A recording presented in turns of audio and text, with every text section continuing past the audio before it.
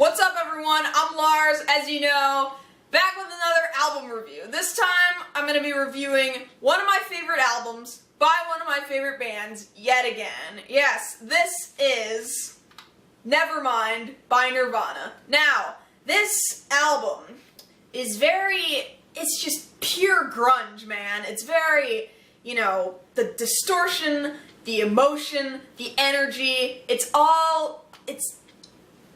really the only way to describe it is just, it's so them, it's so Nirvana, So this is their second album, released in 1991. A lot of their riffs are pretty simple, but the drums that back them up are just pounding away in the background with just so much energy, and of course, Kurt Cobain's screams are just filled with passion, emotion, just raw, human, just fucking grunge. That's what it was all about. So, I'm just gonna go through the track list. Since there are less tracks than there were on the wall, I can actually go through each song, which ones I liked, which ones I didn't like, Alright, so, let's begin. So the first song is, of course, the one that everyone knows, the one that everyone will say when somebody asks, what's your favorite Nirvana song? Smells Like the only Nirvana song you know. Yes, Smells Like Teen Spirit. I mean, come on, this is just a classic, man. How can I not love this? I like this one. The riff is simple, yet memorable. It really captures that whole grunge sound, what that was. The mixture of, like, rock and punk. I like it. And, their solos aren't really that complex, kind of simple, They're not a very technically complex band, alright? But I like the solo, too. I really like songs where everything is a wind-up, It starts off with Kurt singing, kind of low, and then it progresses into the chorus where he's screaming, like always. So as everyone knows, this was their big hit. This is the one that everyone knows. It got them mainstream success because everyone liked it and all the radio stations were playing it. And it got them popular, which isn't really what they wanted, They didn't really want to be big. Kurt just wanted to play music. He wasn't really interested in being all famous rock star or anything. Next is In Bloom, which I do like. It's another one where things start off, kind of calm, kind of slow, and then progresses to screaming, even though he doesn't really scream as intensely as some of the other songs, but it's pretty cool. And, again, a not very complex solo, but it sounds cool anyway. So the next song is Come As You Are, which isn't really one of my favorites. It's alright, I don't dislike it, but I'm not a big fan of it either. It's got a pretty good riff, but I just am not that big of a fan of how the guitar and the vocals mix. I don't know, it's just not one of my favorites. I'm not saying I don't like it, again, but not one of my favorites. So, the next one, this is probably my favorite Nirvana song. It's definitely my favorite on this album. This is Breed. Now this one is very high energy, you can hear a lot of passion in all the instruments, all the vocals. It's a song about being trapped in middle-class America. It's fun to play. It's just, and again, a solo that's not very complex, but is cool regardless. I really like this one. There's just so much energy in it, And then next we have Lithium. Again, not one of my favorites. I kind of like this one. I think I like this one more than Come As You Are. This is one of those ones where you have to kind of know the band and their style in order to really like it, because for the majority of it, Kurt's kind of singing out of tune, but it's kind of intentional, And, I like the chorus, so one of those ones that I like where things increase in their intensity and energy, And then the next one is Polly, which is a pretty slow one, acoustic. I kind of like this one. The subject matter is pretty harsh. I mean, there's a whole story behind it that's pretty gruesome, and if you don't know it, just look it up.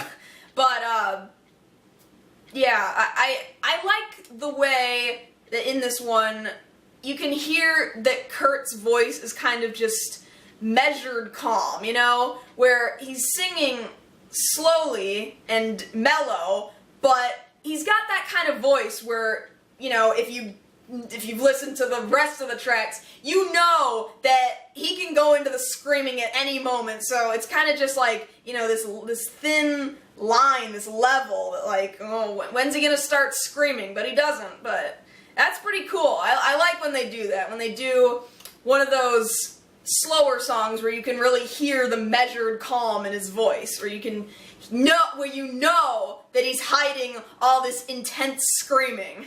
I think that's pretty cool. The next one is one that I really like, that's really been growing on me lately, Territorial Pissings.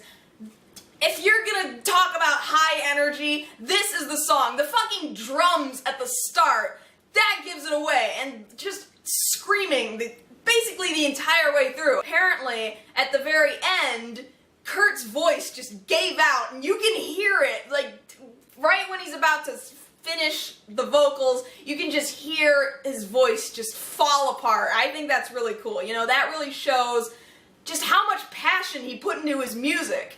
And apparently they had to book extra studio time because he fucked his voice, but just holy shit, man. The next song is Drain You, which I like because, again, there's that kind of measured calm. This isn't really a ballad, there's some distortion, but Kurt's not really screaming, and like I said, the measured calm, where he could go off at any moment. And I don't really know this one very well, I've only listened to it a few times, but I like it. The next one is another one that I really like, Lounge Act. Now, not to be critical or anything, I'm not criticizing, but their bass lines are usually pretty simple, you know? A lot of their riffs are pretty simple, so the bass lines are simple too. But in Lounge Act, there's a little bit more to the bass line. The bass starts the song. I've always really liked the bass line, and I know they called the song Lounge Act because the bass line sounded like a cheesy lounge act, but I like it. I think it's cool. And again, this is another one where it starts off where Kurt's singing kind of mellow, but then he progresses into screaming towards the end of the song, which I just think that's cool. The next one is Stay Away, which I don't really like this one. I mean, I like, you know, Kurt's screams, of course, but I wasn't really a big fan of the verse melody. The chorus, it's alright, but not a big fan of this one, but I'm not judging the entire album for this. The next one is On a Plane, which, again, I wasn't that big a fan of. I mean, this one was alright. I didn't dislike it. Now, last song is another one that I really like. Something in the Way. Another slow one with acoustic, and again, with Kurt's measured, calm voice, where you feel like he could go off at any moment, but he doesn't. This song is very deep, very emotional. You can hear the emotion in Kurt's voice, and apparently, when they recorded this, Kurt sang so quietly that the sound guy had to turn up the levels all the way just so he could hear him. He wrote this about being kicked out of home and having to sleep under the bridge, which apparently didn't really happen. He didn't actually have to sleep under the bridge. But the way that he felt like there was always something in the way of him progressing forward in life. And I just think it's very deep. It's emotional, you know? Very human. Very what they were all about. Now, on some versions, there's actually a hidden track after Something in the Way. That's not the last song. There's this hidden track that, it's not on this CD, but it was on a bunch of records. It's called Endless Nameless, and I don't know if Nirvana started the whole hidden track thing, but a bunch of other grunge bands kind of adopted that as soon as this album came out. What happened was, after Something in the Way ended, there were about 13 minutes of silence before Endless Nameless started, and apparently at least one person took their record back to the store because they thought something was wrong with it. But no, just a hidden track, man. I listened to it. Even though it's not on this CD, I found it pretty easily, and I read that they didn't really put that much effort into the song. It's really just a bunch of noise, and yes, I listened to it. It really is just a bunch of noise, but I like it because it's really an embodiment of Nirvana. I don't really know how to describe it. It's kind of like being inside all their minds, especially Kurt. It's just all this noise and some screamed vocals at the beginning. I really don't know how to describe it other than that. It's really kind of an embodiment of who they were and what they wanted to be, what they wanted to do, you know? So, there you go. That's the album review. Again, this is one of my favorite albums by one of my favorite bands.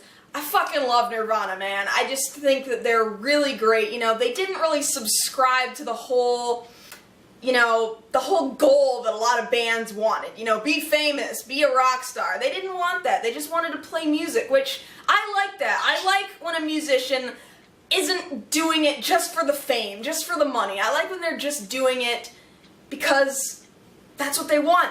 They just want to play music. I liked that. So, yes. This is a great album. If you like, you know, if you like grunge, you've probably heard it. So, but yes, great album.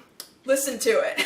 So, yes, that's really that. So, there's gonna be some new guitar covers, new band covers, new album reviews, new videos, new skits, you know, all the general stuff. So, until next time, stay metal.